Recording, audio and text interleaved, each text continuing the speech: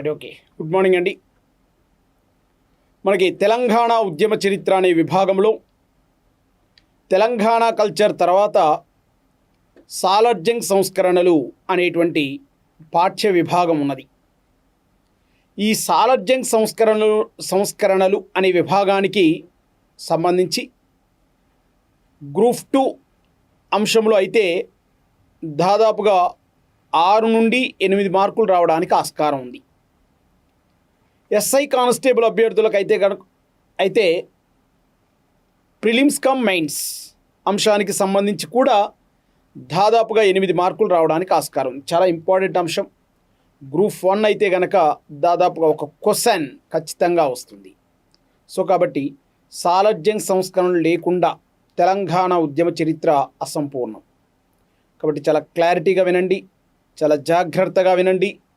ఒకరండి చెప్పే అంశాల పట్ల దృష్టి సారించండి. Right, okay. సాలార్జంగ్ సంస్కరణలు. అసలు ఈ సాలార్జంగ్ అనేటువంటి అతడు ఎవరు? సాలార్జంగ్ అనేటువంటి అతడు ఎవరు అంటే అసబ్జాహీ రాజ్యం యొక్క ప్రధానమంత్రి. ఒకరండి, ఈ అసబ్జాహీ రాజ్యం అనేది ఎక్కడ ఏర్పాటు చేయబడింది, ఒకరండి ఎప్పుడు ఏర్పాటు చేయబడింది అనేటువంటి అంశాలు, ప్రాథమిక అంశాలు మనం తెలుసుకుందాం. సాధారణంగా భారతదేశం యొక్క దక్షిణాపథంలో నిజాం పాలనా కాలం నాటి హైదరాబాదు రాజ్యం యొక్క విస్తీర్ణం 82,689 చదరపు మీటర్లు. ఒకరండి చదరపు మైళ్ళు. ఈ చదరపు మైళ్ళ విస్తీర్ణం ఉన్నటువంటి హైదరాబాదు రాజ్యాన్ని ఎవరు పరిపాలించారు అని చూస్తే అసబ్జాహీలు అనేటువంటి వారు పరిపాలించడం జరిగినది. ఒకరండి అసబ్జాహీలు అనేటువంటి వారు పరిపాలన చేయడం జరిగినది. మరి అసబ్జాహీలు ఎప్పటి నుంచి ఎప్పటి వరకు పరిపాలన చేశారు అని చూస్తే క్రీస్తు శకం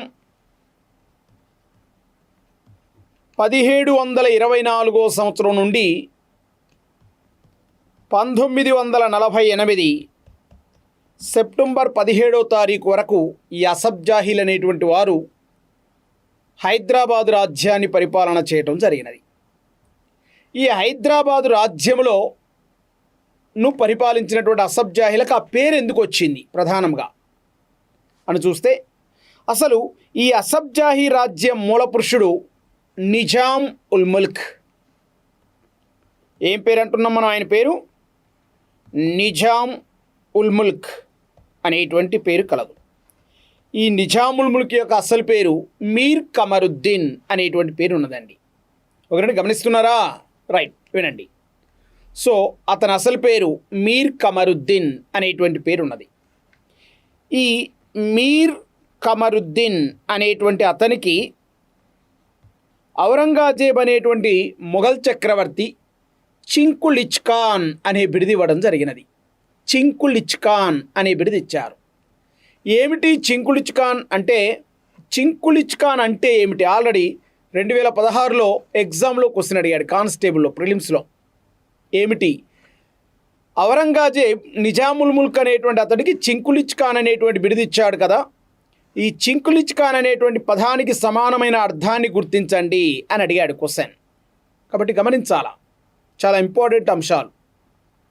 సో చింకులిచ్ ఖాన్ అనగా అర్థం కుర్ర కత్తి లాంటి వాడు అని అర్థం. ఒకరండి చింకులిచ్ ఖాన్ అనగా కుర్ర కత్తి లాంటి వాడు అని అర్థం. సో ఎందుకు ఆ బిరుదిచ్చాడు అంటే 7 సంవత్సరాల వయస్సులో, ఎస్పెషల్ ఔరంగజేబ్ పీరియడ్లో 7 సంవత్సరాల వయస్సులో 3000 మంది సైన్యానికి మున్సిబ్దారిగా పనిచేయడం వల్ల ఒకరండి మీర్ కమరుద్దీన్ అనేటువంటి అతడికి చింకులిచ్ ఖాన్ అనే బిరుదు ఇవ్వడం జరిగినది.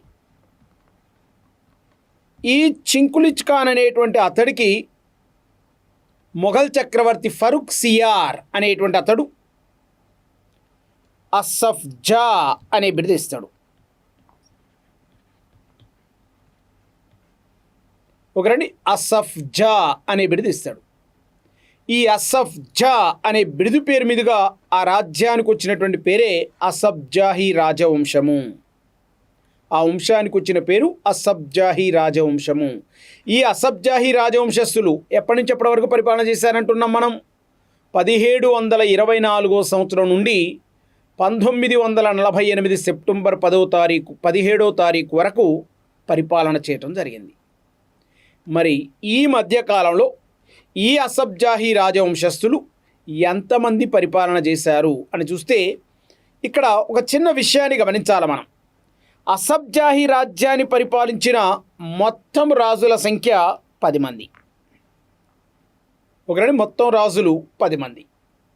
ఇందులో అసబ్జాహీ వంశానికి చెందినవారు 9 మంది. మధ్యలో ముజాఫర్ జంగ్ అనేటువంటి అతడు నిజాముల్ ముల్క్ యొక్క కూతురి కుమారుడు. కాబట్టి ఈ అసబ్జాహీ వంశానికి చెందిన వ్యక్తి కాదు. కాకపోతే ఈ రాజ్యాన్ని పాలించిన మొత్తం రాజులు మాత్రం ముజాఫర్ జంగ్తో కలిపి 10 మంది. అందులో అసబ్జాహీ రాజ్యానికి చెందినవారు, వంశానికి చెందినవారు 9 మంది.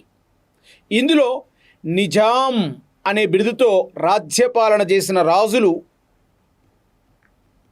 7. ఒకటి, నిజాం అనే బిరుదుతో రాజ్యపాలన చేసినటువంటి రాజులు 7. సో మరి అసబ్జాహీ రాజ్యం మూల పురుషుడు ఎవరంటున్నాం మనం? మీర్ కమరుద్దీన్ అని అంటున్నాం, లేదా నిజాముల్ ముల్క్ అని అంటున్నాం, లేదా అసఫ్ జా అని అంటున్నాం. సో ఈ నిజాముల్ ముల్క్ అనేటువంటి అతడు 1724 సంవత్సరం నుండి రాజ్యపాలన ప్రారంభించాడు. ఆయన 1724 నుంచి 1948. అంటే ఈ రాజవంశము ఈ రాజవంశాన్ని 10 మంది రాజులు దాదాపుగా 224 సంవత్సరాల పాటు రాజ్యపాలన చేయటం జరిగినది. ఎవరాళ్ళు? అసబ్జాహీలు. మరి ఈ 224 సంవత్సరాల పాటు రాజ్యపాలన చేసినటువంటి ఈ రాజుల ఆధ్వర్యంలో పనిచేసేటువంటి వ్యక్తులలో అత్యంత ముఖ్యమైన కీలకమైన పదవి ప్రధానమంత్రి అనేటువంటి పదవి. ఒకటి, ప్రధానమంత్రి అనే పదవి. ప్రధానమంత్రి అనేటువంటి పదవికి దివాన్ లేదా రిజెండ్ అనేటువంటి పదాలతో కూడా సమానమైనటువంటి వాక్యాలు ఉండటం జరుగుతుంది. అంటే ఇప్పుడు క్వశ్చన్ చూడండి. ఈ క్రింది వానిలో ప్రత్యేకమైనటువంటి పదాన్ని గుర్తించండి అని అంటే ఈ 3 పదాలు ఇస్తాడు. ఏమేమిటి? ప్రధానమంత్రి, దివాన్, రిజెండ్ అనే 3 సమాన అర్థాలు కలిగినటువంటి పదాలు ఇచ్చి ఈ క్రింది వారిలో ప్రత్యేకమైనటువంటి పదాన్ని గుర్తించండి అని అంటాడు. కాబట్టి మనకి ఈ అంశాలు తెలిసి ఉండాలి. 2016లో ఎస్ఐ కానిస్టేబుల్ ఎగ్జామ్లో ప్రిలిమ్స్లో అడిగాడు. ఏమని అడిగాడంటే రిజెండ్ అనే పదానికి సమానమైనటువంటి అర్థం కలిగినటువంటి నామాన్ని క్రింది వానిలో గుర్తించండి అని అడిగాడు. కాబట్టి మనం సమానమైనటువంటి అర్థం కలిగినటువంటి పదాన్ని గుర్తించాలా. ఏమిటి? రిజెండ్ అనేటువంటి పదానికి అర్థం ప్రధానమంత్రి లేదా దివాన్. సో ఈ హైదరాబాద్ రాజ్యాన్ని పరిపాలించినటువంటి అసబ్జాహీ రాజవంశస్థులలో ప్రధానమంత్రి అనేటువంటి పదవికి అత్యంత కీలక స్థానం ఉన్నది. అట్టి ప్రధానమంత్రులలో సమర్థవంతమైనటువంటి వ్యక్తి ఎవరు అని చూస్తే సాలర్ జంగ్ అనేటువంటి అతడు అత్యంత ప్రధానమైనటువంటి వ్యక్తి. అత్యంత ప్రధానమైనటువంటి వ్యక్తి సాలర్ జంగ్ అనేటువంటి అతడు. మరి సాలర్ జంగ్ యొక్క పుట్టు పూర్వోత్తరాలు ఏమిటి? అసలు ఎక్కడి నుంచి వచ్చాడు ఈ సాలర్ జంగ్? ఆయన యొక్క విధి విధానాలు ఏమిటి చూద్దాం.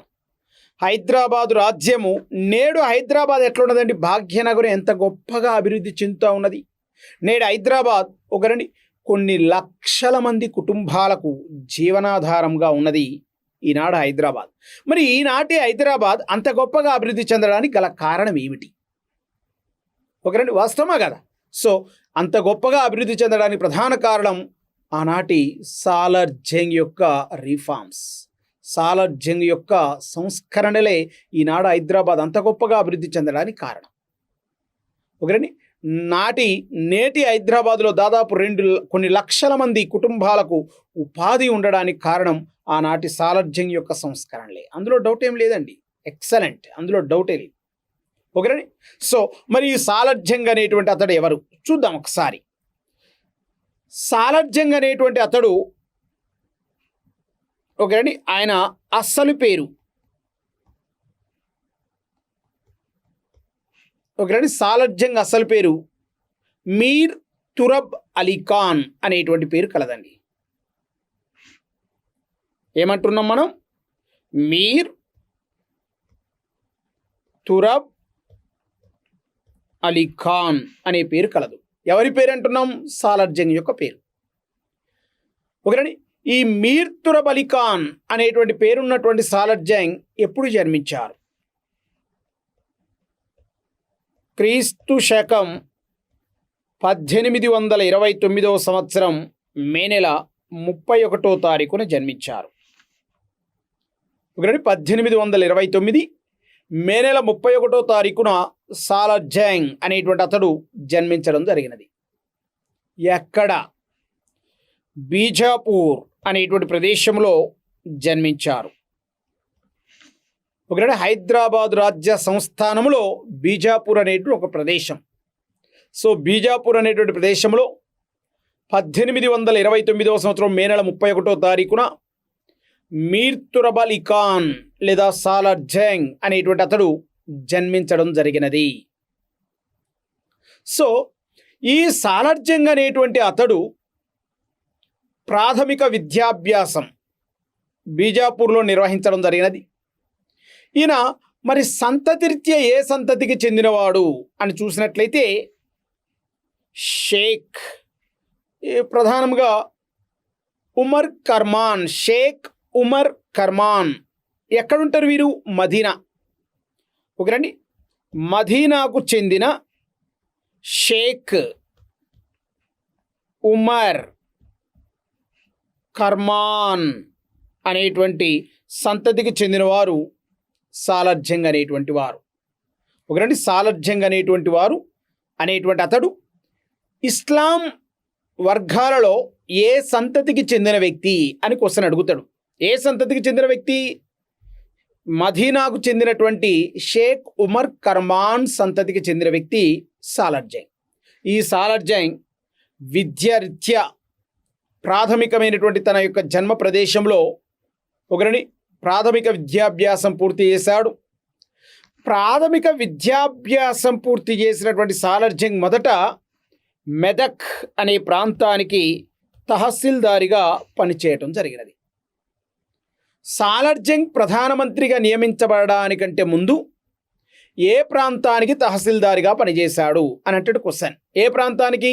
మెదక్ ప్రాంతానికి తహసీల్దారిగా పనిచేశాడు సాలార్జంగ్. మెదక్ ప్రాంతానికి సాలార్జంగ్ తహసీల్దారిగా పనిచేసిన తదుపరి ఆ తర్వాత ఉన్నత చదువులు చదవాలా, ఇంకా గొప్ప గొప్ప చదువులు చదవాలా, ప్రాథమిక విద్యాభ్యాసంతో విద్యా విజ్ఞానాన్ని ఆపివేయవద్దు అనే భావనతోటి సాలార్జంగ్ అనేటువంటి అతడు ఉన్నత విద్యాభ్యాసం కోసం ఇంగ్లాండ్కు వెళ్ళడం జరుగుతుంది. ఇంగ్లాండ్కు వెళ్ళి ఇంగ్లాండ్లో ఆక్స్ఫోర్డ్ యూనివర్సిటీలో ఉన్నత విద్యాభ్యాసం ప్రారంభిస్తారు. ఏ యూనివర్సిటీ అండి? Oxford university.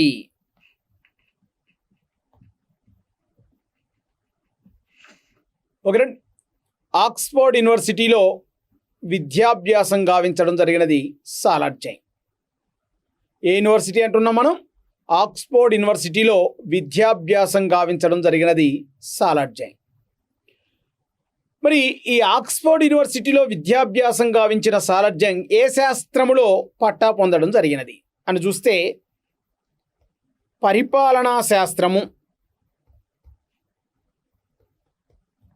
ఒకరండి, పరిపాలనా శాస్త్రములో పట్టా పొందడం జరిగినది సాలార్జంగ్. ఏ యూనివర్సిటీ నుండి? ఆక్స్ఫోర్డ్ యూనివర్సిటీ నుండి. ఒకరండి, పరిపాలనా శాస్త్రంలో పట్టా పొందుతాడు సాలార్జంగ్. ఆ తదుపరి సాలార్జంగ్ డైటాన్ అనే ఆంగ్లేయుడి వద్ద పరిపాలనా మెలకువలు నేర్చుకుంటాడు. ఇంపార్టెంట్ అంశం. దాదాపుగా 4-5 కాంపిటేటివ్ ఎగ్జామ్లో ఈ క్వశ్చన్ అడిగాడు. సాలార్జంగ్ ఏ ఆంగ్లేయుడి వద్ద పరిపాలనా అంశాలలో మెలకువలు నేర్చుకున్నాడు అని అన్నాడు క్వశ్చన్ని. సో డైటాన్ అనేటువంటి ఆంగ్లేయుడి వద్ద పరిపాలనా అంశంలో మెలకువలు నేర్చుకోవడం జరిగినది సాలార్జంగ్. మెలకువలు నేర్చుకొని ఇతడు క్రీస్తు శకం 1853 సంవత్సరం మే నెల 31వ తారీఖున హైదరాబాద్ ప్రధానమంత్రిగా నియమించబడడం జరిగినది సాలార్జంగ్. 1853 1853 31st మే 1853 మే నెల 31వ తారీఖున హైదరాబాద్ ప్రధానమంత్రిగా ప్రమాణ స్వీకారం గావించడం జరిగినది. ఎవరి తదనంతరం? అతని యొక్క మేనమామ సిరాజ్ ఉల్ ముల్క్ అనేటువంటి వ్యక్తి యొక్క తదనంతరం. ఎవరి తదనంతరం అంటున్నాం మనం? సిరాజ్ ఉల్ ముల్క్ అనేటువంటి వ్యక్తి తదనంతరం హైదరాబాదు రాజ్య ప్రధానమంత్రిగా పదవి బాధ్యతలను నిర్వహించడం జరిగినది. ఎవరైనా? సాలార్జంగ్.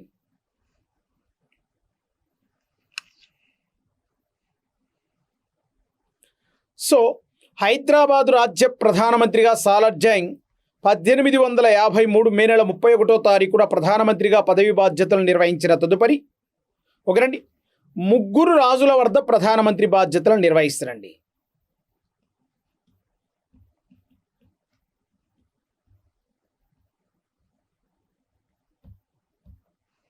ఎంతమంది రాజుల వద్ద అంటున్నాం?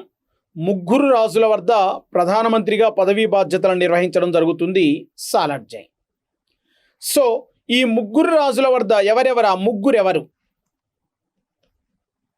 1 నాసిరుద్దౌలా. ఎవరంటున్నాం మనం? నాసిరుద్దౌలా అని అంటున్నాం. 2వది అఫ్జలుద్దౌలా. 3 మీర్ మహబూబ్ అలీ ఖాన్ అనే ముగ్గురు రాజుల వద్ద ప్రధానమంత్రిగా పదవీ బాధ్యతలను నిర్వహించడం జరిగినది. ఎవరైనా? సాలార్జంగ్ అనేటువంటి అతడు. బాగా గమనించాలా. ఓకేనండి. ఇప్పుడు క్వశ్చన్ ఏమని అడుగుతున్నాడంటే, ఏ రాజు వద్ద సాలార్జంగ్ ప్రధానమంత్రిగా పూర్తి కాలం పనిచేసినాడు అని అడుగుతున్నాడు. అంటే మనకి ఈ అంశాలు తెలవాలి. సో నాసిరుద్దౌలా వద్ద ఎంతకాలం పనిచేశాడు, అఫ్జలుద్దౌలా వద్ద ఎంతకాలం పనిచేశాడు, మీర్ మహబూబ్ అలీ ఖాన్ వద్ద ఎంతకాలం పనిచేశాడు, ఏ సంవత్సరం నుండి ఏ సంవత్సరం వరకు పనిచేశాడు అనేటువంటి అంశాలు మనకు తెలవాలి. ఓకేనండి. నాసిరుద్దౌలా వద్ద 1853 సంవత్సరం నుండి 1857 సంవత్సరం వరకు ప్రధానమంత్రిగా పనిచేయడం జరిగినది సాలార్జంగ్. అట్లాగే అఫ్జలుద్దౌలా వద్ద 1857 సంవత్సరం నుండి 1869 సంవత్సరం వరకు పనిచేశాడు సాలార్జంగ్. అలాగే మీర్ మహబూబ్ అలీ ఖాన్ పాలన వద్ద 1869 సంవత్సరం నుండి 1883 సంవత్సరం వరకు పనిచేయడం జరిగింది సాలార్జంగ్. సో ముగ్గురు రాజుల వద్ద దాదాపు ఎన్ని సంవత్సరాల పాటు? 30 సంవత్సరాల పాటు ప్రధానమంత్రిగా పదవీ బాధ్యతలు నిర్వహించాడు సాలార్జంగ్. అంటే ఎప్పటి నుంచి ఎప్పటి వరకు? క్రీస్తు శకం 1853 సంవత్సరం నుండి 1883 సంవత్సరం వరకు ప్రధానమంత్రిగా. How many years? 30 ఇయర్స్. ఓకేనండి. 30 సంవత్సరాల పాటు రాజ్యపాలన అంటే ప్రధానమంత్రిగా పదవీ బాధ్యతలను నిర్వహించాడు సాలార్జంగ్. ఇంత గొప్పగా పదవీ బాధ్యతలను నిర్వహించి హైదరాబాదు రాజ్యము అత్యున్నతమైనటువంటి రాజ్యంగా తయారు కావడానికి సాలార్జంగ్ యొక్క సంస్కరణలే ప్రధానమైనటువంటివి. అందులో ఎటువంటి డౌట్ లేదు. రైట్, ఓకే, చూద్దాం. సో ఈ 30 సంవత్సరాల కాలంలో అనేక రకాలైనటువంటి సంస్కరణలు ప్రవేశపెడతాడు. అంటే ఇప్పుడు ఇటీవల కాలంలో ఇంకొక క్వశ్చన్ కూడా అడిగాడు. ఏమని అడిగాడంటే, సాలార్జంగ్ ప్రధానమంత్రిగా నియమించబడే నాటికి అతని యొక్క వయస్సు ఎంత? ఓకేనండి.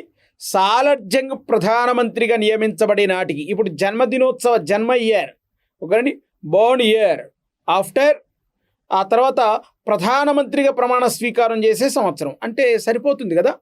ఎన్ని సంవత్సరాలు అనేది వస్తుంది కదా. సరే, 24 సంవత్సరాల వయస్సులో ఆయన ప్రధానమంత్రిగా పదవి బాధ్యతలను ప్రారంభించడం జరుగుతుంది. ఏ రాజు వద్ద? నాసిరుద్దౌలా అనేటువంటి వారి వద్ద.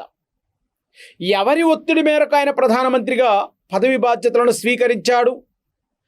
నాసిరుద్దౌలా అనేటువంటి రాజుని ఒత్తిడి చేసింది ఎవరు? ఏ ముగ్గురి ఒత్తిడి మేరకు సాలార్జంగ్ ప్రధానమంత్రిగా ప్రమాణ స్వీకారం చేయడం జరుగుతుంది? ఎవరి కాలంలో? నాసిరుద్దౌలా అనేటువంటి వ్యక్తి కాలంలో. ఆ ముగ్గురు వ్యక్తులు ఎవరు చూద్దాం. ఒకరండి, ఎంతమంది ఒత్తిడి మేరకు సాలార్జంగ్ ప్రధానమంత్రిగా పదవి ప్రమాణ స్వీకారం చేయడం జరిగింది? ముగ్గురు వ్యక్తులు. ఎవరు ఆ ముగ్గురు వ్యక్తులు? ప్రధానంగా బుర్హానుద్దీన్ అనేటువంటి వారు. ఎవరి బుర్హానుద్దీన్? పరిచాలకుడు.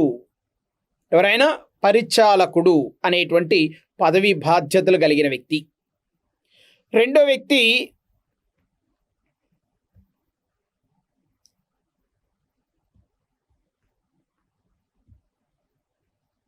మామా జమీలా అనేటువంటి వారు. ఒకరండి, మామా జమీలా అనేటువంటి అతడు. నెక్స్ట్ మూడో వ్యక్తి లాలా బహదూర్.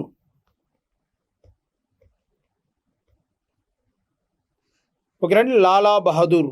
ఈ ముగ్గురు వ్యక్తుల యొక్క విన్నపం మేరకు నాసిరుద్దౌలా అనేటువంటి నిజాం రాజు సాలార్జంగ్ అనేటువంటి వ్యక్తిని ప్రధానమంత్రిగా 1853 మే నెల 31వ తారీఖున నియమించడం జరిగినది. ఒకరండి, ఈ ముగ్గురు వ్యక్తులు ఎవరెవరు? బుర్హానుద్దీన్, మామా జమీలా, లాలా బహదూర్ అనేటువంటి ముగ్గురు వ్యక్తుల యొక్క కోరిక మేరకు ఒకరండి నాసిరుద్దౌలా అనేటువంటి అసబ్జాహీ రాజు లేదా నిజాం రాజు మీర్ తురబ్ అలీ ఖాన్ అనేటువంటి వ్యక్తిని ప్రధానమంత్రిగా నియమించడం జరుగుతుంది. సో ఆయన ప్రధానమంత్రిగా నియమించబడిన తర్వాత జరిగిన పరిణామాలు ఏమిటి? ఒకరండి, అతడు ప్రధానమంత్రిగా నియమించబడిన తర్వాత జరిగిన పరిణామాలు ఏమిటి? అయితే ప్రధానమంత్రిగా నియమించబడే నాటికి హైదరాబాద్ రాజ్యం అల్లకల్లోలంగా ఉండేది, అస్తవ్యస్తముగా ఉండేది, చాలా ఇబ్బందికరమైనటువంటి పరిస్థితులలో ఉన్నది హైదరాబాద్ రాజ్యం. సో ఈయన ప్రధానమంత్రిగా ప్రమాణ స్వీకారం చేసిన తదుపరి ఈయనకి వ్యక్తిగత సహాయ కార్యదర్శిగా సయ్యద్ హుస్సేన్ బిల్గ్రామీ అనేటువంటి వ్యక్తి నియమించుకోవడం జరుగుతుంది.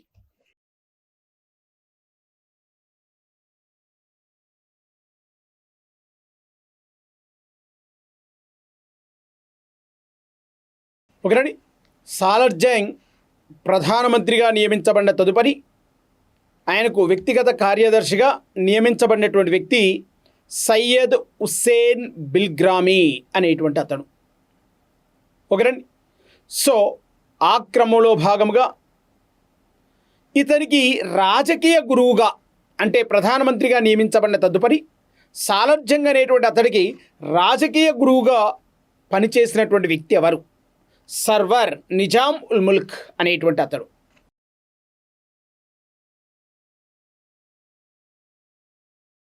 ఒకరండి, సర్వార్ నిజాం ఉల్ ముల్క్ అనేటువంటి అతడు ప్రధానమంత్రిగా సర్వార్. ఒకరండి, ఇప్పుడు మనం సిస్టమ్ ఆన్ చేయాలంటే ఏం కావాలి? సర్వర్ కావాలి కదా. ఒకరండి, సిస్టమ్ రన్ కావడానికి సర్వర్ ఎంత అద్భుతంగా ఉపయోగపడుతుందో అదే విధముగా హైదరాబాద్ రాజ్యం అంత గొప్పగా అభివృద్ధి చెందడానికి సాలార్జంగ్ రిఫార్మ్స్ చాలా ఉపయోగపడ్డాయి. ఓకేనండి. సో ఈ సర్వర్ నిజాం ఉల్ ముల్క్ అనేటువంటి అతన్ని సూచనల మేరకు సాలార్జంగ్ అతన్ని రాజకీయ గురువుగా భావించి ఈ 30 సంవత్సరాల కాలంలో హైదరాబాదును అత్యున్నతమైనటువంటి రాజ్యముగా తయారు చేయటం జరిగినది సాలార్జంగ్. ఓకేనండి. మరి ఈ సాలార్జంగ్ అనేటువంటి అతడు రాజ్యానికి వచ్చే నాటికి హైదరాబాదు రాజ్య పరిస్థితులు ఏ విధంగా ఉన్నాయి? ఓకేనండి. హైదరాబాదు రాజ్య పరిస్థితులు చాలా వివాదాస్పదముగా, అస్తవ్యస్తముగా, చాలా రాజ్యం ఒకరండి కూనారిల్లిపోయేటువంటి పరిస్థితి కనబడతా ఉన్నది. ఏ రాజ్యం? హైదరాబాదు రాజ్యం, అసబ్జాహీ రాజ్యం, నిజాం రాజ్యం. ఒకరండి ఎవరు ప్రధానమంత్రికి వచ్చే నాటికి? సాలార్జంగ్ ప్రధానమంత్రికి వచ్చే నాటికి ఒకరండి చూద్దాం ఒక్కసారి. ఒకరండి సాలర్జంగ్ అనేటువంటి అతడు 1829 సంవత్సరంలో బీజాపూర్ సంస్థానంలో జన్మించడం జరిగింది. మనం ఆల్రెడీ చెప్పుకున్నాం, గమనించాలా. ఒకరండి ఇతడు ఒకరండి షేక్ ఉమర్ కర్మాన్ సంతతికి చెందిన వ్యక్తి. బీజాపూర్లో 1829 మే నెల 31వ తారీఖున జన్మించారు. స్థానికంగా విద్యాభ్యాసం గావించి మెదక్ ప్రాంతానికి తహసీల్దారిగా ఉండిన తదుపరి ఉన్నత చదువులు కావాలని ఇంగ్లాండ్కి వెళ్ళి ఆక్స్ఫోర్డ్ యూనివర్సిటీ నుండి పరిపాలనా శాస్త్రం అనే విభాగంలో పట్టా పొంది హైదరాబాద్ రాజ్యానికి వచ్చి ఒకరండి తన మేనమామ సిరాజుల్ ముల్క్ అనేటువంటి అతడి మరణానంతరం 3 వ్యక్తులు ప్రభావితం చేయడం వల్ల నాసిరుద్దౌలా ఇతనిని ప్రధానమంత్రిగా నియమించడం జరుగుతుంది. సో ఇతడు ప్రధానమంత్రిగా నియమించబడే నాటికి ఆనాటి హైదరాబాద్ రాజ్యంలో ఉన్నటువంటి పరిస్థితులు ఏ విధంగా ఉన్నాయి అంటే అస్తవ్యస్తంగా ఉన్నాయి. ఏమిటి అస్తవ్యస్తంగా అంటే ఆనాడు శిస్తు వసూలు చేసేటువంటి అధికారులు,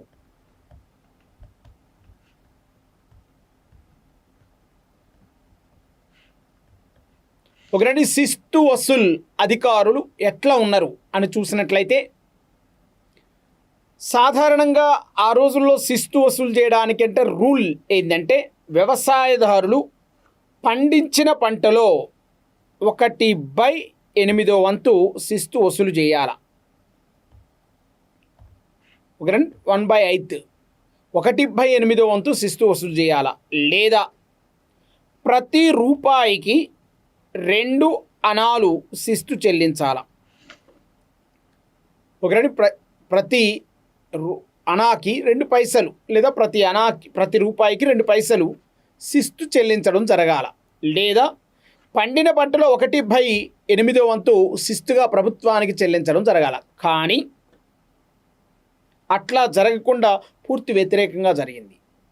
శిస్తు వసూలుదారులు ఏం చేశారంటే శిస్తు వసూలును సాధారణ ప్రజానికం నుండి వసూలు చేసే సందర్భంలో 1/8 వంతు కాకుండా సైనికులను ఉపయోగించి పెద్ద మొత్తంలో శిస్తు వసూలు చేయడం జరిగినది.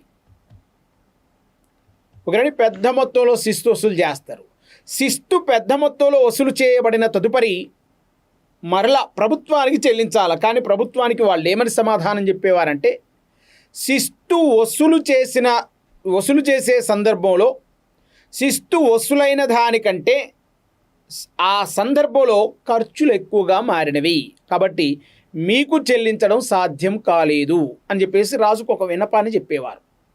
సో ఇంకా రాజు ఏం చేస్తారండి, వసూలు చేయడానికి వసూలైన దానికంటే వసూలు అయ్యేటువంటి సందర్భంలో ఖర్చులే ఎక్కువగా ఉన్నాయి అనేటువంటి అంశాన్ని రాజుకు అక్కడ ఉన్నటువంటి శిస్తు వసూలుదారులు లెక్కలతో సహా చూపేవారు. ఈ సందర్భంలో ఇంకేమైనా ఉంటుందా? ఈ పరిస్థితిలో ప్రభుత్వానికి కూడా వచ్చేటువంటి పరిస్థితి ఏం కనబడలా. సో ఈ పరిస్థితుల్లో శిస్తు పెద్ద మొత్తంలో వసూలు అయ్యేది, కానీ ప్రభుత్వానికి మాత్రం చెల్లించేవారు కాదు. దీనివల్ల ప్రభుత్వం అద్భుతమైనటువంటి అస్తవ్యస్త పరిస్థితులలోకి మారిపోవటం జరిగినది. అంతేకాదు ఆ రోజుల్లో ప్రధానంగా 1803 సంవత్సరం తర్వాత హైదరాబాదు రాజ్యానికి ఒక ప్రధానమంత్రి నియమించబడడం జరిగింది. అతడే చందూలాల్ అనేటువంటి అతడు. చందూలాల్ అనేటువంటి అతడు హైదరాబాదు రాజ్యానికి ప్రధానమంత్రిగా నియమించబడిన తదుపరి బ్రిటిష్ వారి యొక్క ప్రభావానికి లోనై ఈ చందూలాల్ అనేటువంటి అతడు బాగా దుబారా మనిషిగా మారి బ్రిటిష్ వారి నుండి అప్పులు తీసుకురావడం ప్రారంభించాడు. అప్పులు తీసుకొచ్చి బ్రిటిష్ వారి యొక్క భావనలచే ప్రభావితుడై వారు చెప్పినట్లు చేస్తూ సైన్యాన్ని పెంచి పోషించి రాజ్యాన్ని దిక్కుతోచని పరిస్థితిలో ఉంచడం జరిగినది. హైదరాబాదు రాజ్యం ఏ ప్రధానమంత్రి కాలంలో అప్పుల పాలు కావటం జరిగినది? ఎవరి కాలంలో? చందూలాల్ అనేటువంటి వ్యక్తి కాలంలో. హైదరాబాదు రాజ్యం ఏ ప్రధానమంత్రి కాలంలో చాలా అత్యద్భుతంగా అభివృద్ధి చెందడం ప్రారంభమైనది అని అంటాడు క్వశ్చన్. ఎవరి కాలంలో? సాలార్జంగ్ 1 లేదా మీర్ తురబ్ అలీ ఖాన్ అనేటువంటి వ్యక్తి కాలంలో హైదరాబాద్ రాజ్యం చాలా అద్భుతంగా అభివృద్ధి చెందడం ప్రారంభమైనది. Right, okay. సో ఈ విధముగా హైదరాబాద్ రాజ్యం ఒకటే అద్భుతమైనటువంటి అప్పులలో ఉన్నది. ఈ అప్పులలో ఉన్నప్పుడు ఏం చేశాడంటే 1853 సంవత్సరంలో లార్డ్ డల్హౌసీ అనేటువంటి అతడు ఇంగ్లీష్ వైస్రాయ్గా ఉండి హైదరాబాద్ రాజ్యానికి ఒక ఉత్తరం రాయటం జరుగుతుంది, ఒక విన్నపాన్ని తెలియచేయడం జరుగుతుంది. ఏమిటంటే, మీ రాజ్యము మా బ్రిటిష్ వారి వద్ద దాదాపుగా 50 లక్షల రూపాయల అప్పులో ఉన్నది. సో ఈ 50 లక్షల రూపాయల అప్పు చెల్లిస్తారా, లేదా నీ రాజ్యములో ఏవైనా ముఖ్యమైన 3 ప్రాంతాలను మాకు ఇస్తారా, ఏదేంది నిర్ణయించుకోండి అంటే తప్పని పరిస్థితుల్లో హైదరాబాద్ నిజాం మీర్ ఉస్మాన్ అలీ ఖాన్ తన రాజ్యంలో ఒక 3 ప్రాంతాలను బ్రిటిష్ వారికి ఇవ్వడం జరుగుతుంది. ఏమిటి ఆ 3 ప్రాంతాలు? ప్రధానంగా 1 బీరార్, 2 ఉస్మానాబాద్, 3 రాయచూర్ అనే 3 ప్రాంతాలు. వాడు క్వశ్చన్ అడుగుతాడు, ఏమని? బీరార్, ఉస్మానాబాద్, రాయచూర్. బీరార్ ఒప్పందములో భాగముగా 1853 సంవత్సరంలో హైదరాబాదు నిజాంకి మరియు భారత ప్రభుత్వానికి మధ్య జరిగిన 1853 బీరారు ఒప్పందములో లేని ప్రాంతం ఏమిటి అని అంటాడు క్వశ్చన్. ఉన్న ప్రాంతాలు ఏందో మనకు తెలవాలి. ఏమేమిటి ఉన్న ప్రాంతాలు?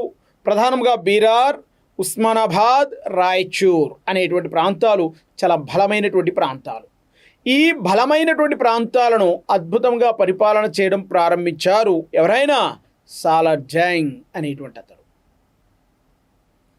ఒకరండి, ఈ సాలార్ జంగ్ ఈ అప్పు రూపేణా ఈ 3 ప్రాంతాలని లార్డ్ డల్హౌసీ అనేటువంటి అతనికి ఇస్తాడు. ఈ 3 ప్రాంతాల నుండి వచ్చే ఆదాయం చాలా అత్యద్భుతంగా ఉండేది. ఒకరండి, ఈ 3 ప్రాంతాల నుండి వచ్చే ఆదాయం చాలా అత్యద్భుతంగా ఉండేది. సో ఈ 3 ప్రాంతాలను 1853 సంవత్సరంలో హైదరాబాద్ రాజు అయినటువంటి నాసిరుద్దౌలా అనే అతడు బ్రిటిష్ వారికి ఇచ్చివేయటం జరుగుతుంది అప్పు క్రింద. అంతేకాదు, నాసిరుద్దౌలా అనేటువంటి అతడు తన రాజ్యంలో ఉద్యోగులకు జీతాలు ఇవ్వలేని పరిస్థితి ఏర్పడింది. అంతేకాదు, తన రాజ్యంలో తన వ్యక్తిగత కార్యకలాపాలు కొనసాగించడానికి కూడా డబ్బులు లేని పరిస్థితి. ఈ పరిస్థితులలో నాసిరుద్దౌలా అనేటువంటి నిజాం రాజు తన వజ్రాలని, వజ్ర వైడూర్యాలను, బంగారమును మరియు తన యొక్క సొంత వ్యవసాయ భూములని, నిజాం ఆధ్వర్యంలో ఉన్న సొంత వ్యవసాయ భూములకు ఏమని పేరు అని అంటున్నాడు క్వశ్చన్. నిజాం ఆధ్వర్యంలో ఉన్నటువంటి సొంత వ్యవసాయ భూములకు సర్పేకస్ భూములు అని పేరు. సో ఈ సర్పేకస్ భూములను నిజాం తన యొక్క నగలను, నెక్స్ట్ అదేవిధముగా తన రాజ్యంలో ఉన్నటువంటి బంగారు ఆభరణాలు, వజ్రవైడూర్యాలు అన్నింటినీ కలిపి రోహిల్లాలు అనబడేటువంటి వర్తకుల వద్ద, ఒకటి రోహిల్లాలు అనబడేటువంటి వర్తకుల వద్ద ఈ బంగారాన్ని, సర్పేకస్ భూములని, వజ్ర వైడూర్యాలను నిజాం నాసిరుద్దౌలా తాకట్టు పెట్టడం జరుగుతుంది. సో ఈ రకంగా అస్తవ్యస్తంగా ఉండడం జరుగుతుంది హైదరాబాద్ రాజ్యం. ఎవరి రాజ్యానికి వచ్చే నాటికి? సాలార్ జంగ్ ప్రధానమంత్రిగా నియమించబడే నాటికి ఆనాటి హైదరాబాద్ రాజ్యంలో ఉన్నటువంటి పరిస్థితి గమనిస్తూ ఉండాలి.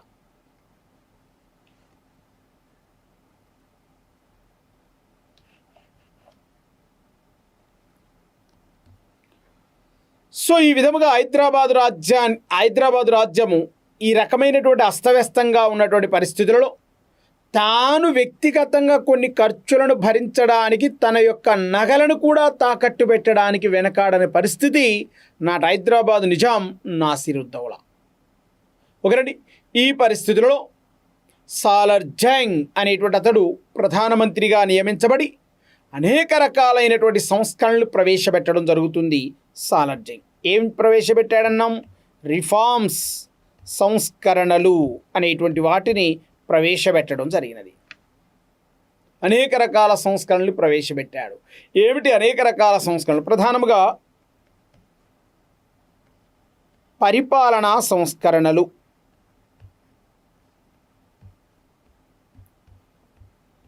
ఒకరండి పరిపాలనా సంస్కరణలు. 2 పోలీస్ సంస్కరణలు.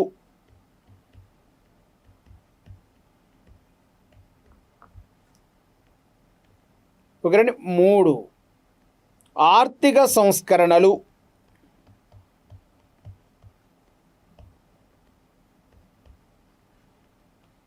4 రెవెన్యూ సంస్కరణలు.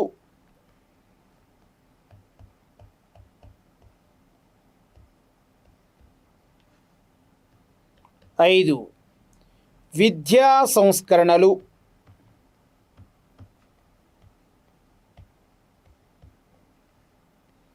6 న్యాయ సంస్కరణలు.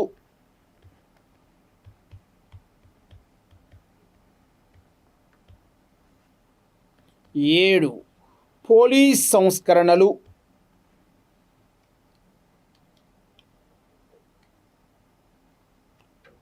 సో న్యాయ సంస్కరణలు, ఆ తదుపరి రవాణా సంస్కరణలు,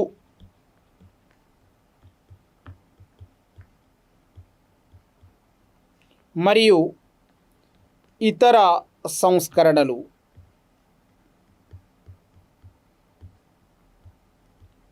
సో వీటి నుండి మనకి గ్రూప్ 2 విభాగంలో 8 మార్కులు రావడానికి ఆస్కారం ఉంది. ఎస్ఐ కానిస్టేబుల్ విభాగంలో ప్రిలిమ్స్ కమ్ మెయిన్స్ అనేటువంటి అంశాల నుండి కూడా 8 మార్కులు రావడానికి ఆస్కారం ఉంది. కాబట్టి చాలా ముఖ్యమైనటువంటి అంశం సాలర్జంగ్ సంస్కరణలు. మనం ఇప్పటివరకు సాలర్జంగ్ యొక్క జన్మ అంశాలను గురించి, ఆయన ప్రధానమంత్రిగా నియమించబడిన తర్వాత ఉన్నటువంటి భావనల గురించి చూద్దాం. సాలర్జంగ్ ఆయన పుట్టుపూర్వోత్తరాల గురించి చెప్పుకున్నాం.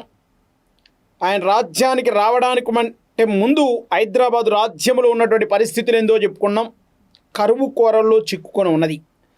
రాజు తన దినదిన సంబంధమైనటువంటి కార్యక్రమాలు నిర్వహించడానికి కూడా రాజ్య ఖజానాలో డబ్బులు లేనప్పుడు తన సొంత వ్యవసాయ భూములు అనగా సర్పేకస్ అనేటువంటి భూములు, ఈ సర్పేకస్ భూములను కానీ, తన యొక్క నగలను కానీ, వజ్రాలను కానీ, తన యొక్క వైఢూర్యాలను కానీ ఇవన్నీ కూడా తాకట్టు పెట్టి 3 కోట్ల రూపాయల డబ్బులను అప్పుగా తీసుకున్నటువంటి పరిస్థితి అక్కడ కనబడింది అని అంటే ఆనాటి హైదరాబాదు రాజ్యం ఎంత అస్తవ్యస్తంగా తయారైందో మనం అర్థం చేసుకోవచ్చు.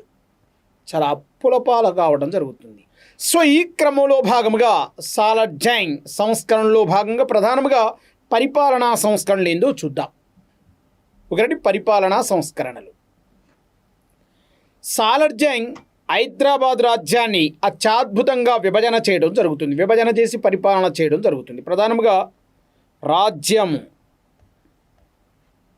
రాజ్యాన్ని శుభాలుగా వర్గీకరించడం జరిగినది. శుభాలుగా వర్గీకరణ గావించాడు. శుభాలను జిల్లాలుగా వర్గీకరణ గావించడం జరిగినది. శుభాలను దేనిగా వర్గీకరించాడు? జిల్లాలుగా వర్గీకరించాడు. జిల్లాలను తాలూకాలుగా వర్గీకరించడం జరిగినది. జిల్లాలను దేనిగా? తాలూకాలుగా. తాలూకాలను గ్రామాలుగా వర్గీకరించడం జరిగినది. తాలూకాలను దేనికి విభజించారండి? గ్రామాలుగా వర్గీకరించడం జరిగింది. ప్రధానంగా చూడండి, పరిపాలనా సంస్కరణలో భాగముగా రాజ్యాన్ని వికేంద్రీకరణ గావించి పరిపాలన చేశాడు సాలర్జంగ్. ప్రధానంగా రాజ్యాన్ని శుభాలుగా, శుభాలను జిల్లాలుగా, జిల్లాలను తాలూకాలుగా, తాలూకాలను గ్రామాలుగా విభజన చేసి పరిపాలన చేయడం జరిగింది సాలర్జంగ్. సో రాజ్యానికి అధిపతి ఎవరైనా? రాజు. రాజ్యానికి అధిపతి ఎవరు? రాజు. శుభాలకు అధిపతి సుబేదార్ అనేటువంటి అతడు ఆ పరిపాలనా విభాగానికి పాలకుడిగా ఉండేవాడు. జిల్లాకు అధిపతి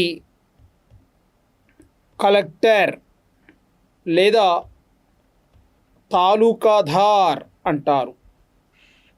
తాలూకాలకు అధిపతి తహసీల్దార్.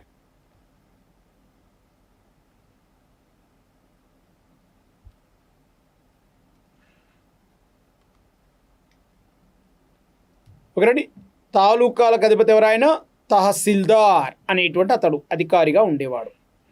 ఇక గ్రామ పరిపాలన నిర్వహించడానికి 6 ఎంప్లాయీస్ ఉండేవాళ్ళండి. How many members employees? 6 members. మనం ఆల్రెడీ చెప్పుకున్నాం. వికేంద్రీకృత పరిపాలనా పద్ధతులను అవలంబించడం జరిగినది. సాలర్జంగ్ రాజ్య పరిపాలనలో అంశంగా ప్రధానంగా రాజ్యానికి అధిపతి ఎవరైనా రాజు. రాజ్యాన్ని దేనిగా విభజించాడన్నాం? శుభాలకు అధిపతి ఎవరైనా సుబేదార్ అనేటువంటి అతడు అధికారిగా ఉండడం జరిగినది. నెక్స్ట్, శుభాలను దేనిగా వర్గీకరించాడు? జిల్లాలకు అధిపతి ఎవరైనా జిల్లా కలెక్టర్ అనేటువంటి అతడు అధికారిగా ఉండడం జరిగింది. సాధారణంగా ఈ అంశాలు మనం గమనించాలా.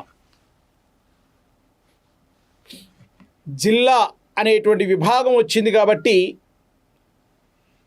కలెక్టర్ అని అంటున్నాం, లేదా అతన్నే తాలూకాదార్ అంటున్నాం. మరి ఏ తాలూకాదార్? సాధారణంగా తాలూకాదార్ అనే వర్గంలో 3 శాఖలు ఉన్నాయి. హవ్వల్ తాలూకాదార్, ధోయం తాలూకాదార్, సోయం తాలూకాదార్ అనే 3 వర్గాలు ఉన్నాయి.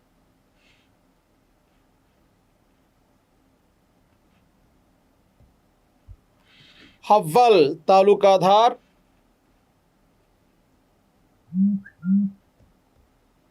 దోయం తాలూకాదార్, సోయం తాలూకాదార్ అనేటువంటి 3 వర్గాలు ఉన్నాయి. హవ్వల్ తాలూకాదార్ అనేటువంటి అతడు జిల్లా కలెక్టర్తో సమానం. దోయం తాలూకాదార్ అనేటువంటి అతడు రెవెన్యూ డివిజన్ ఆఫీసర్ RDOతో సమానం. సోయం తాలూకాదార్ అనేటువంటి అతడు తహసీల్దార్తో సమానం. ఒకటి తహసీల్దార్తో సమానం. సో ఇట్లా 3 రకాలైనటువంటి తాలూకాదారులు ఉండేవారు. సో ఇక్కడ మనకేం కావాలా? తాలూకాదార్. ఏ తాలూకాదార్? హవ్వల్ తాలూకాదార్ అనేటువంటి అంశం కావాలా. ఈ అవ్వల్ తాలూకాదార్ ఏ పరిపాలనా విభాగంలో ఉండినాడు? జిల్లా స్థాయిలో ఉండడం జరిగినది. ఒకరని జిల్లా స్థాయిలో ఉండడం జరిగినది. నెక్స్ట్ తర్వాత జిల్లాలని తాలూకాలుగా విభజించడం జరిగినది. ఈ తాలూకాకు అధికారి తహసీల్దార్. ఆ తర్వాత తాలూకాని గ్రామాలుగా విభజించడం జరిగినది. గ్రామంలో గ్రామ పరిపాలన సక్రమంగా నిర్వహించడానికి 6 ఉద్యోగులు కలరు అని అనుకున్నాం. ఎవరి 6? ఎవరి 6? ప్రధానంగా చూద్దాం. 1 పటేల్, 2 పట్వారీ, 3 దేడ్, 4 తలారి, 5 నిరి, 6 సేతు సంధి లేదా సేతు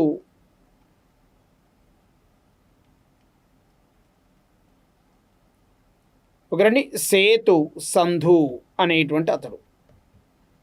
సో ఇట్లా 6 అభ్యర్థులు ఎవరెవరండి? గ్రామంలో 6 అభ్యర్థులు గ్రామ పరిపాలనా వ్యవహారాలు నిర్వహిస్తూ ఉండేవాడు. ప్రధానంగా పటేల్, పట్వారీ, నిరి, తలారి, దేడ్, సేతు సంధు అనేటువంటి అధికారులు పరిపాలనా బాధ్యతలను సక్రమంగా నిర్వహిస్తూ ఉండేవారు. ఎక్కడ?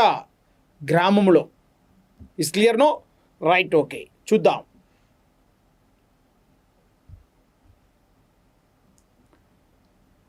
మరి ఈ సాలర్జంగ్ అనేటువంటి అతడు వికేంద్రీకృత పరిపాలనా విభాగాన్ని ఏర్పాటు చేశాడు అని అంటున్నాం.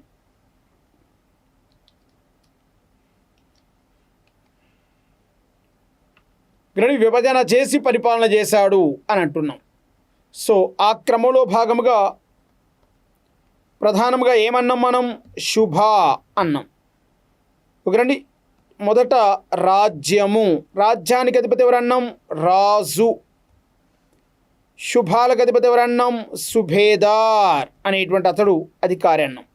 తర్వాత ఏమన్నాం? శుభాలను దేనికి విభజించారన్నాం? జిల్లాలుగా వర్గీకరించారన్నాం. జిల్లాలకు అధిపతి ఎవరన్నాం?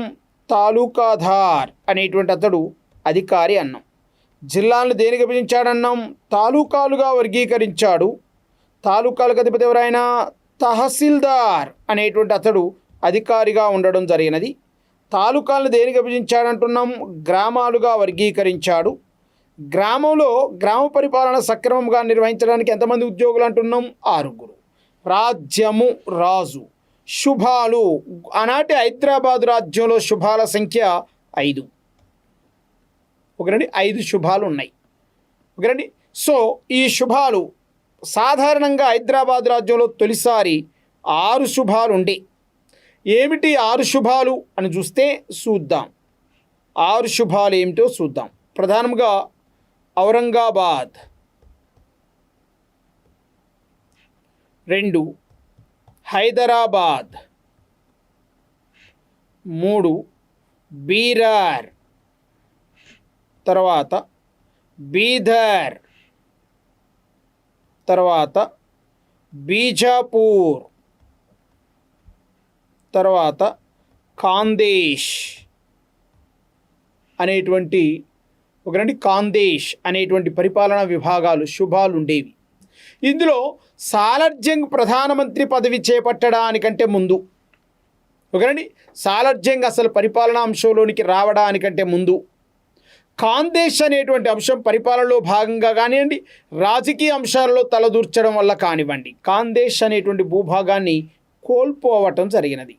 ఎవరు? అసఫ్ జాహీలు కోల్పోయారు. ఇప్పుడు ఎన్ని శుభాలు ఉన్నాయి? వారి రాజ్యంలో 5 శుభాలు ఉన్నాయి.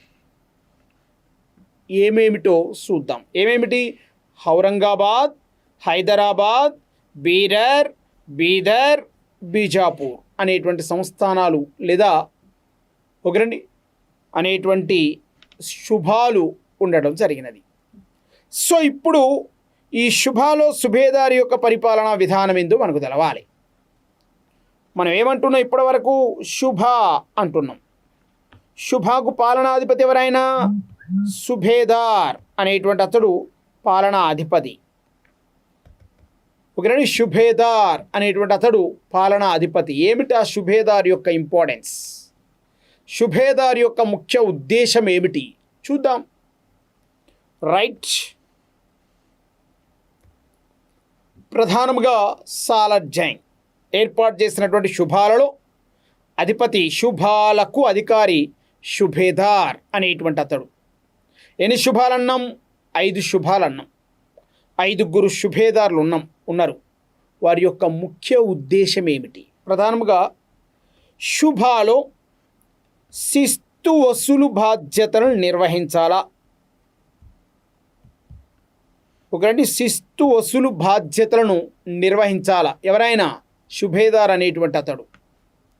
శుభాలో సివిల్ మరియు క్రిమినల్ అనేటువంటి కేసులను విచారించాలా? సివిల్ క్రిమినల్ కేసులను విచారించాలా?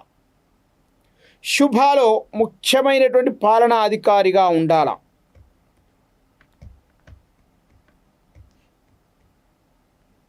శుభాలో ముఖ్యమైనటువంటి పాలనాధికారిగా ఉండాలా ఎవరైనా? సుభేదార్ అనేటువంటి వ్యక్తి. ఈ సుభేదార్ అనేటువంటి అతడు రాజ్యంలో శుభాలో రెవెన్యూ వసూలు చేయడమే కాకుండా 1000 రూపాయల వరకు ఆబ్కారీ పన్ను విధించే అధికారం కలిగి ఉన్నాడు. పన్ను వసూలు అధికారం. 1000 రూపాయల వరకు ఆబ్కారీ పన్ను వసూలు చేసే అధికారాన్ని కలిగి ఉన్నాడు ఎవరైనా? శుభేదార్. ఎక్కడ? హైదరాబాదు రాజ్యంలో. సో ఆ క్రమంలో 1000 రూపాయల ఆబ్కారీ పన్నును వసూలు చేయగలిగే అధికారం. నెక్స్ట్, తప్పు చేసిన అభ్యర్థికి 4 సంవత్సరాలు జైలు శిక్ష.